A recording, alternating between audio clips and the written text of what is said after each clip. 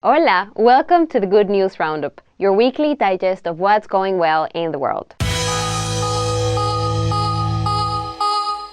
Today we'll be looking at new research that says we are living longer and healthier lives, how the Austrian government is paying people to have their stuff repaired, a man who has turned a desolate landscape into a lush and thriving forest by planting 30 million trees, a wooden skyscraper in Sweden that absorbs more carbon than 4,000 hectares of forest, and the birth of an endangered species of rhino in Indonesia. One life that touches so many. Meet Hikmet Kaya, a 70-year-old Turkish man who has turned 10,000 hectares of a desolate landscape into a lush and thriving forest. Kendimi mutlu, gururlu, bahtiyar hissediyorum. Çaba sarf ederek bugün bu ormanlık haline dönüştürmüş olduk. This is how it started, and this is how it's going. I'm sure you can spot the difference, which is roughly 30 million trees. Mr. Kaya, who is a retired forestry operation chief, planted them with the help of villagers on his own initiative. Büyük emek sarf ettik. Bu emeğin içinde emek var, alın teri var, özveri var, vatan sevgisi var, millet sevgisi var, meslek sevgisi var, daha doğrusu insan sevgisi var.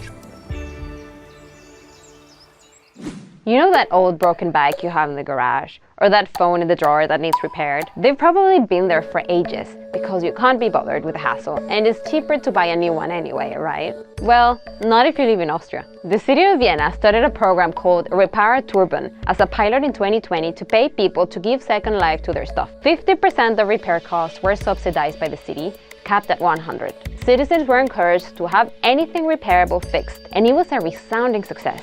More than 35,000 items were repaired through the scheme, saving more than 850 tons of CO2 emissions. Now, the Vienna pilot has ended, but this month, a new nationwide right-to-repair scheme is being launched, focusing on e-waste, which is electronic waste, the fastest-growing waste stream in the developed world. What we see as a campaign is that one of the key challenge to repairing stuff and essentially keep them for longer is the price. So by giving these vouchers and reducing the cost of repair, it really allows consumer to become familiar with repair, to consider it as a viable option. People want to know when they get a new product whether it's repairable. So what we're pushing for is a European-wide repair index that grades products depending on how repairable they are, and that would allow consumers to make a choice based on the repairability of their products as well. We are living healthier lives, and for longer. And that includes people living with chronic conditions, says a new study by Newcastle University. Researchers were inspired to look into the data because healthcare has largely evolved since the 1990s, they say. The team analyzed data from two large studies of people aged 65 or over in England, conducted 20 years apart, one in 1991 and the other in 2011, and they came up with very positive results. Better healthcare has led to people living longer, even those with health conditions such as arthritis and coronary heart disease. Men aged 65 gained 4.6 years in life expectancy, of which 3.7 years are disability-free. And women aged 65 gained 2.1 years, 2 years of which are disability-free. Researchers use the phrase disability-free to mean being able to live without functional impairment, even if you have a health condition. Essentially just being able to live your life without any limitation. This is Sweden's new skyscraper, and it's the second tallest wooden structure in the world. Yes, wooden. And it absorbs as much carbon as 4,000 hectares of forest. That's an area around the size of 5,600 football pitches.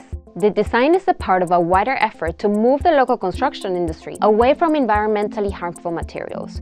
Everyone thought that we were a little bit crazy almost, visionaries, suggesting or proposing a building like this totally in timber. Those behind this new skyscraper say it will capture 9 million kilograms of carbon dioxide through its lifetime. And the structure also boasts solar panels that can power the entire building, including its 6 theater stages, 2 art galleries, a conference center, a library, and more than 200 rooms for a hotel. Impressive, right? And finally, some very special baby pigs. According to the Worldwide Fund for Nature, fewer than 80 Sumatran rhinos remain in the world. Well, now there's one more. Mom Rosa gave birth to this female rhino in Waikambas National Park, a sanctuary in Sumatra, Indonesia. The birth brings hope to conservationists focused on saving the endangered species. Successful births among Sumatran rhinos are rare. Mom Rosa has had 8 miscarriages since 2005, and the calf's father, and that too, was the first Sumatran rhino born in a sanctuary in more than 120 years. But efforts to conserve the species show finally promising results. Now, if you want to hear more good news, subscribe to our YouTube channel. And if you've got a news story you think we should share, send it to us using the hashtag #GoodNewsEuronews. Now remember, some people say no news is good news, but some news can be good news.